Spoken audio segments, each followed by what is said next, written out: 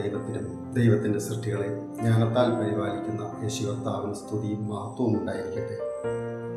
അനുദിനം വളർന്നുകൊണ്ടിരിക്കുന്ന hill Valley സഭയുടെ നിർമ്മാണത്തിൽ പങ്കാളികളാക്കിക്കൊണ്ട് നമ്മിലൂടെ ദൈവം 3 പ്രധാന ചരിത്രങ്ങൾ സ്ഥാപിക്കുന്നതായി കാണുവാൻ സാധിക്കും. മഹാനായിരുന്ന ദാവീദ് രാജാവിന് വളരെയധികം ആഗ്രഹം തോന്നി ദൈവത്തിനായി ഒരു ദേവാലയം സ്ഥാപിക്കണമെന്ന്.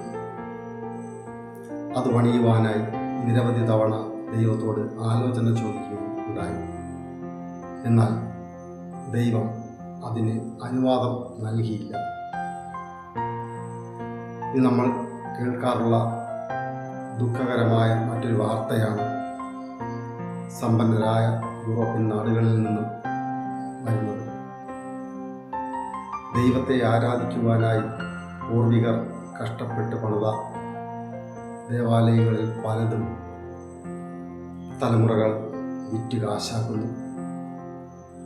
പണത്തിനായി അവിടെ ദേവാലയങ്ങൾ വിൽപ്പനയ്ക്ക് വയ്ക്കുമ്പോൾ ഇവിടെ നമ്മൾ ദൈവത്തിനൊരു ദേവാലയം എന്ന സ്വപ്നത്തിൽ പലരോടും കൈനീട്ടി കാശുകൾ വാങ്ങുന്നു. നമുക്കറിയാവുന്ന ചരിത്രമാണ് ഒരു ദേവാലയം സ്ഥാപിതം മുതൽ അത് പൂർത്തീകരണം വരെ എത്ര തലമുറകൾ കടന്നു പോകുന്നത്. എന്നാൽ ദൈവം സ്ഥാപനം മുതൽ പൂർത്തീകരണം വരെയും കാണുവാൻ നമുക്ക് ഒരു മഹാഭാഗ്യവും നൽകിയിരിക്കുന്നു.